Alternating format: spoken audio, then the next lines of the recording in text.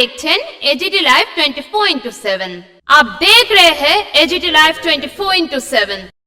You are watching AGT Live 24/7. করার বিরুদ্ধে জড়ানো ঘন এগিয়ে আসুন। রেগার পরিবর্তন রেগা আইন মানছি না, মানব না। সরকারের রেগা বাতিল করার বিরুদ্ধে জনগণ এগিয়ে আসুন। রেগার পরিবর্তে কর্মনাশা জি রামজি আইন মানছি না। অধিকার রেগা বাতিল করার বিরুদ্ধে বহু সংগ্রামে অর্জিত অধিকারিকার রেগা বাতিল করার বিরুদ্ধে পাঁচটি বামপন্থী দল দিচ্ছে না।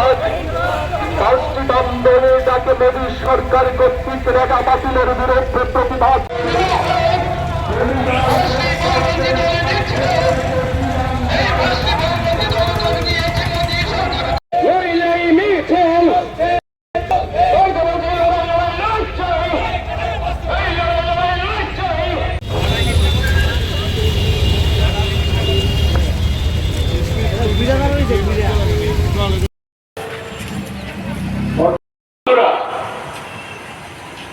আপনারা দেখেছেন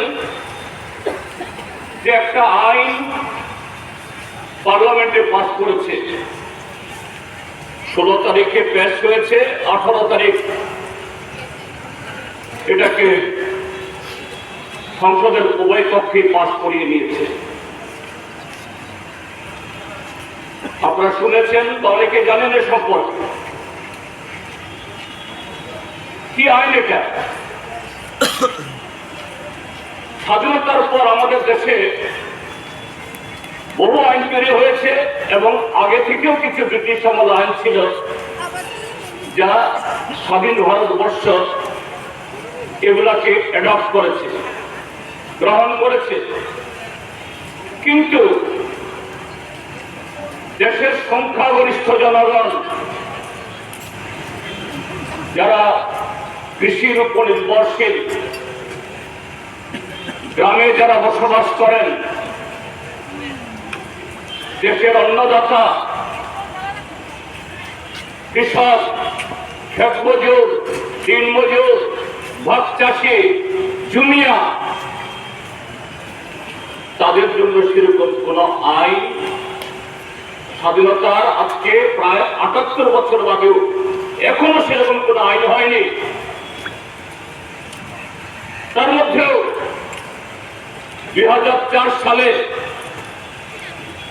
আমাদের দেশের সংসদে যখন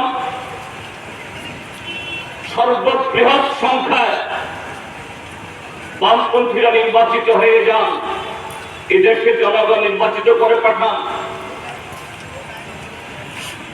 63-64 জন, তখনই এই বামপন্থীদের তরফ থেকে যে দাবি বামপন্থীরা স্বাধীনতার সংগ্রামের সময়ে কে উচ্চারণ করে আসছিলেন এবং স্বাধীনতার পর আমাদের দেশের সংসদ গঠন হওয়ার পর থেকেও এই দাবিগুলো তুলে আসছিলেন, তার একটা এই ছোট্ট আইন প্রণীত হয় এই 63-64 জন সংসদের উপর। তাদের সমর্থন নিয়ে ডক্টর মনমোহন সিং এর সরকার নেতৃত্বে যে ইউপিএ এক সরকার গঠিত হয়েছিল, তারা ন্যূনতম কর্মসূচির ভিত্তিতে আইনটি ত্রিপুরার যেতে শুধু রেগা আইন কেন, কোন আইনেই এখানে চলে না, সব আইনেই এখানে বোতা হয়ে আছে। এখানে সব আইনই হলো মন্ডলের আইন, সব আইনই হলো তথাকথিত রাষ্ট্রবাদীদের আইন। শুধু কাজের অধিকার না, এমনকি কথা বলার অধিকার, ভোট দেওয়ার অধিকার, একজন নাগরিক হিসাবে তার নিরাপত্তার অধিকার, ত্রিপুরাজ্যের মধ্যে সবটাই সেখানে অচল। যেখানে তারা বলছিল এখানে যদি দিল্লি এবং রাজ্যের সরকার যদি একই দলের হাতে আসে, ডাবল ইঞ্জিনের সরকার, ট্রিপল ইঞ্জিনের সরকার হয়, একেবারে প্রথম মন্ত্রিসভা থেকে 100 দিনের জায়গাতে 200 দিন কাজ হবে, 170 টাকার জায়গাতে 340 টাকা মজুরি হবে। গত 7.5 বছর 15 বছরে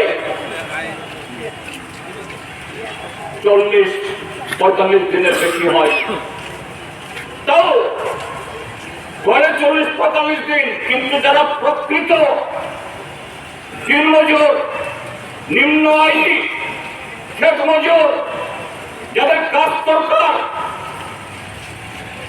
তাদের প্রাপ্য 40-42 দিন নয়, আরো কম। তাহলে 40-42 দিন গড় হয় কি করে? প্রত্যেক মন্ডলে মন্ডলে, প্রত্যেক গ্রাম পঞ্চায়েতে শাসক দলের কিছু ঠেঙ্গারি বাহিনী, তারা তাদেরকে বলেন দেবতুল্য কার্যকর্তা। এই দেবতুল্য কার্যকর্তা তাদের অ্যাকাউন্টে 90-92-93, কেউ কেউ 100 দিনও তারা কাজ পায়। তারা কখনো কাজের গোড়ায় যায় না। কি করে এগুলো? তাহলে এই নামগুলো উদ্ঘাটিত হয় কিভাবে? এইভাবে যে লুট করছে অন্যায় ভাবে, এগুলো প্রকাশ পায়। এটাও এই আইন, এই আইনের শর্ত আছে। যে প্রজেক্ট তৈরি হবে, যে প্রজেক্ট ইমপ্লিমেন্টেড বা রূপায়িত হবে, এই প্রজেক্টে কত মেনটেন্স খরচ হলো, কত টাকা ব্যয় হলো, ওয়েবসাইটে আপলোড করতে হবে। আপনারা যারা স্মার্টফোন ব্যবহার করেন, এখনো যেহেতু নতুন আইন তৈরি হলেও রাতারাতি এই জায়গার সমস্যাগুলো মুছে যায়নি। ত্রিপুরা যে কোনো গ্রাম পঞ্চায়েত, যে কোনো ভিলেজ কমিটি, যে কোনো ব্লক, ত্রিপুরার কেন সারা দেশে আপনি মোবাইলে দেখতে পাবেন, দেখবেন সর্বত্র এইভাবে পুকুর চুরি হচ্ছে, সর্বত্র এইভাবে গরিব মানুষের মাথায় বাড়ি দেওয়া হচ্ছে, লুট হয়ে যাচ্ছে। কাজেই এটা বন্ধ করা দরকার। গত 11 বছর আমরা কি দেখেছি?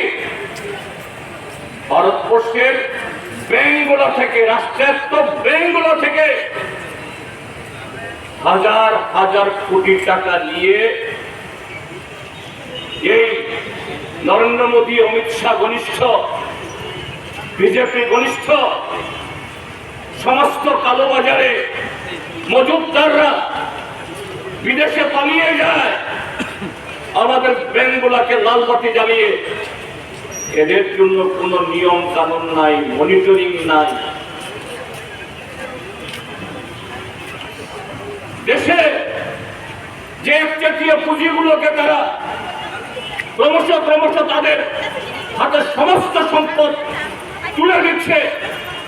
আম্বানি, আদানি, কয়লার খনি থেকে শুরু করে তেলের খনি, রেলওয়ে, বিমানবন্দর, সর্বশেষ ভারতবর্ষের ইন্স্যুরেন্স, ব্যাংক, তাদের জন্য এত নিয়ম কানুন, এত গ্যারান্টার, এত সিকিউরিটি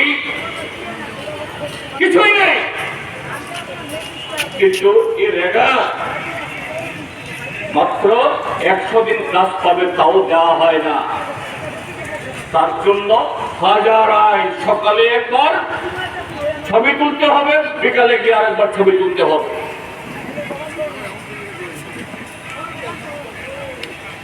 আমাদের করা কোন রকমের সেরকম আলাপ আলোচনা না করে সংসদের standing committee, joint parliament committee, select committee কোথাও না পাঠিয়ে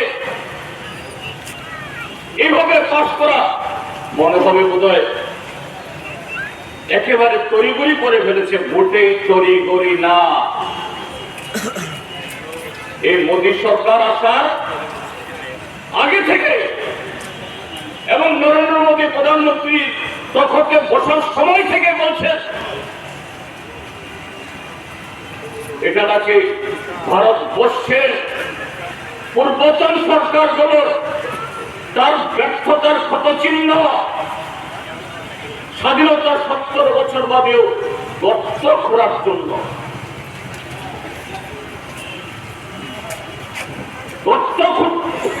খোঁড়ার জন্য এই আইন তৈরি করেছে। এই আইন আমি রাখবো না, কিন্তু কিছুদিন রাখবো পূর্বতন সরকারগুলোর ব্যর্থতা এটাকে ধরিয়ে দেওয়ার জন্য। কিন্তু এই আইন যে কত কার্যকারী যেটা বলছিলাম আমি, সেই 19 ইংরেজিতে এইভাবে বিজেপি শাসিত রাজ্যগুলো থেকে গ্রামে সাধারণ এই কাজটা পাওয়ার কারণে লক্ষ লক্ষ কোটি কোটি গ্রামীণ পরিবার পরিযায়ী শ্রমিক হিসাবে দেশের এক প্রান্ত থেকে অন্য প্রান্তে যেতে বাধ্য হন। নরেন্দ্র মোদী যখন এই করোনা হওয়ার পর আগাম কোন প্রস্তুতি না নিয়ে তাদের বাঁচানোর জন্য সেরকম ব্যবস্থা গ্রহণ না করে আচমকা লকডাউন ঘোষণা করে দিল, সারা দেশের মধ্যে হাহাকার। কি করবে এই গরিব মানুষগুলো? ট্রেন বন্ধ, তারিখ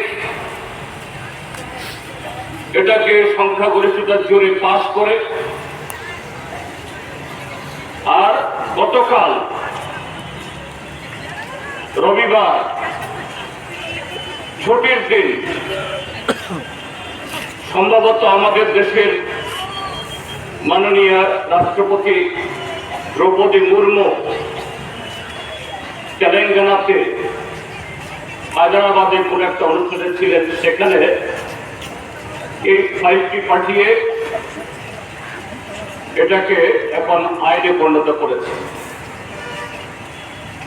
তার প্রতিবাদে সারা দেশে 5টি রাজনৈতিক দল, বামপন্থী রাজনৈতিক দল CPIM, CPI, RSP, forward block, CPIM এর লিবারেশন আজকে এই প্রতিবাদ কর্মসূচি সংগঠিত করছে। আজকে এখানে এই কর্মসূচির অঙ্গ হিসাবে এখানে যে সভা, এই সভার মাননীয় সভাপতি, আমরা দেশের মানুষ প্রত্যক্ষ করতে পারছি। এটা এক। 2 হলো, যদিও ত্রিপুরার যে বামপন্থী সরকার থাকার সময়তে আমরা যেরকম আন্তরিকতার সহিত, নিষ্ঠার সহিত, দায়বদ্ধতার সহিত এ রাজ্যের প্রত্যেকটা গ্রামীণ মানুষের জন্য আমরা এই জব কার্ডের জন্য আমরা ব্যবস্থা করেছিলাম এবং কাজের ব্যবস্থা করেছিলাম, সুবন্দোবস্ত করেছিলাম। আপনারা শুনেছেন বছরে গড়ে 96 দিন মধ্যে কাজ হয়েছে। কেন্দ্রীয় সরকারের বরাদ্দ মোদী সরকার আসার পর 2014 তখনও বামপন্থী ফ্রন্ট সরকার নানা তালবাহানা করে তারা তার বরাদ্দ দিত না। তখনও সারা দেশের মধ্যে যা হয়নি বা সারা দেশের মধ্যে সবথেকে বেশি কাজ হয়েছে এখানে। শুধু এই আইনে কাজ দেওয়া না, এই আইনে কিছু মজুরি দেওয়া না, সেই মজুরি বা শ্রম, এই শ্রমকে সুপরিকল্পিতভাবে ব্যবহার করে আমাদের রাজ্যে গ্রামীণ অর্থনীতির চাকাকে আমরা সেখানে মানে গতি দিয়েছি। আমরা গ্রামীণ অর্থনীতি বিকশিত হয়েছে। আজকে ত্রিপুরা রাজ্য রাবার উৎপাদনে দেশের মধ্যে দ্বিতীয় বৃহত্তম উৎপাদনকারী রাজ্য। কিভাবে হয়েছে? গ্রামীণ মানুষের হাতে তো এত অর্থ নেই যে রাবার বাগান তার কোষ পেতে 60টা বছর অপেক্ষা করতে হয়। এই রেগাকে আমরা হাতিয়ার করেছি।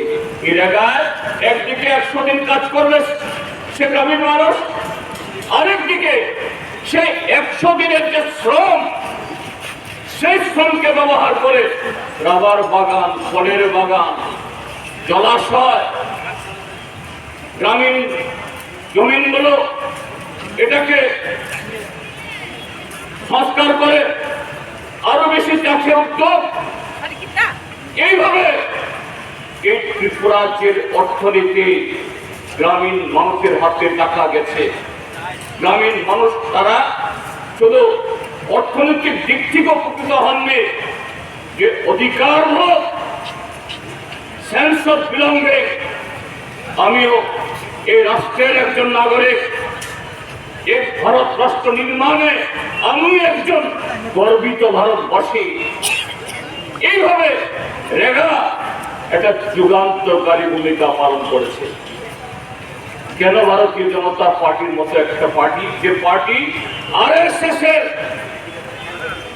তার মতাদর্শে পরিচালিত, আরএসএস এর তথাকথিত হিন্দু রাষ্ট্র, যার সাথে হিন্দু ধর্মের কোন লয় নেই, আরএসএস এর তথাকথিত হিন্দু রাষ্ট্র এই মনুসংস্কৃতির উপর ভিত্তি করে হিন্দু ধর্মের কোন চ্যাপ্টারের সাথে তার কোন সম্পর্ক নেই।